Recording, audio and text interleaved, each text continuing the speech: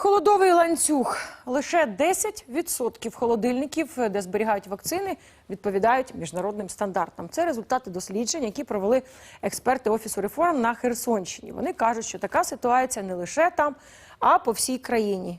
Але її можна змінити, зокрема, і за підтримки міжнародних фондів. Як саме? Олена Ваніна дізналась. У таких побутових холодильниках, подекуди за віком набагато старших за пацієнтів та лікарів, і зберігається більшість вакцин в Україні. На нижньому термометрі можемо подивитися, тут плюс 8.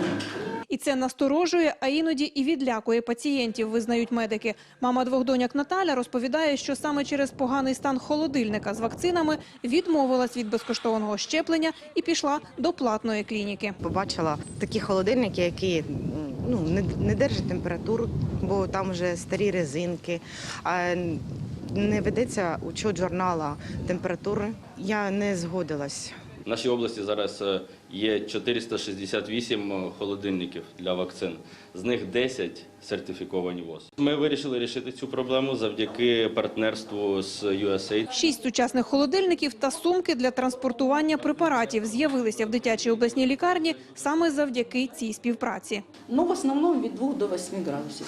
От давні холодильники, бачите, вот тут 3,9 градуса выставлено, тут 5,7, это укладається в норми. Учасники проєкту «Холодовий ланцюг» кажуть, такі холодильники можуть з'явитися в усіх лікарнях за сприяння місцевої влади і обіцяють навчити чиновників, як отримати підтримку міжнародних фондів. Порівнюючи з нашими сусідами з Германії, з Британії, США, якщо ми скажемо про утримання в медичному закладі побутових холодильників, для них це буде дуже велике здивування. Кошти потрібно вкладати саме в нове обладнання. Проте не треба лякатися. Побутові холодильники в медустановах – це не порушення. Якщо, звісно, є можливість налаштувати їх на потрібну температуру. Адже якщо вакцину зберігати неправильно, користі від неї жодної, кажуть медики. Наслідки такі, що щеплення буде недієвим.